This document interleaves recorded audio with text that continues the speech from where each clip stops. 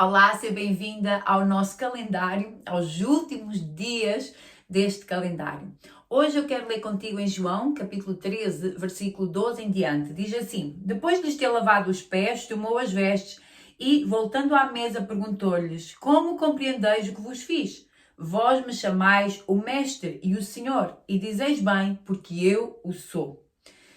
Jesus, aqui nesta situação, ele deu uma lição de humildade e também um grande ensino aos seus discípulos quando ele tomou uma toalha e uma bacia e começou a lavar os pés, algo que era normal que se fizesse, era cultural que se fizesse aos convidados. Mas nunca o mestre lavar os pés dos seus discípulos. Mas Jesus ali, ele quis tomar o lugar do servo que fazia isso aos convidados da casa, e ele pegou então numa bacia de água, numa toalha, e começou a lavar os pés aos seus discípulos.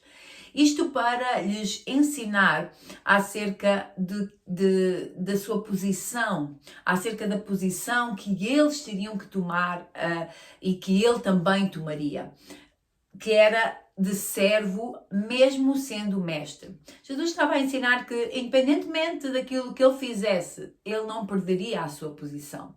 E que o mais importante tinha a ver com o outro, com aquilo que o outro recebia e com a forma como o outro era honrado, do que propriamente ele mesmo. Mas aquilo que eu quero chamar a vossa atenção neste momento é acerca do que Jesus disse. Jesus disse: vocês chamam-me de mestre e senhor, e chamam bem porque eu o sou.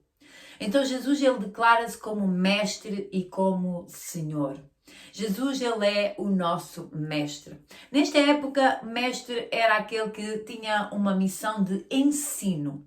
Ele teria esta missão de ensinar os seus discípulos e os discípulos ficassem então a ser seus seguidores, mais propriamente seus imitadores. O mestre tinha uma posição como aquele que deveria ser imitado, como tinha que ser um exemplo a. Então, Jesus, ele é o nosso mestre, ele é o nosso exemplo. O próprio apóstolo Paulo, ele diz: olha, sede meus imitadores, como eu sou de Cristo.